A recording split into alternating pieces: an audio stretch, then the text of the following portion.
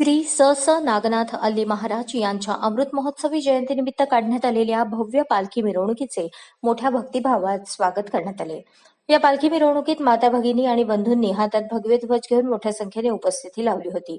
या मिरवणुकीमध्ये लहानांपासून ज्येष्ठांपर्यंत सर्वच समाजबांधव सहभागी झाले होते. मिरवणुकीत पारंपरिक वाद्यामुळे आपल्या भारतीय संस्कृतीचे दर्शन घडले. जय भाऊराया जय श्रीराम या घोषणेने आसमंत दणाणून गेला होता. हजारोंच्या संख्येने समाज बांधव या मिरवणुकीत सहभागी झाले होते. ढोल ताशा पथक तसेच झांज पथक अनेक भगव्या झेंड्यांच्या उपस्थितीत तरुणाईने मिरवणुकीत ठेका धरला.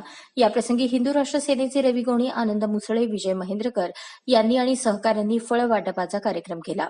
ही मिरवणूक पूर्व भागातील दत्तनगर येथे आली असताना सुद्धा काही समाज बांधवांनी फळ वाटपाचा कार्यक्रम करून भाविकांना फळांची मेजवानी दिली. या प्रसंगी रस्त्यांवर भव्य अशा रांगोळ्या काढण्यात आल्या होत्या.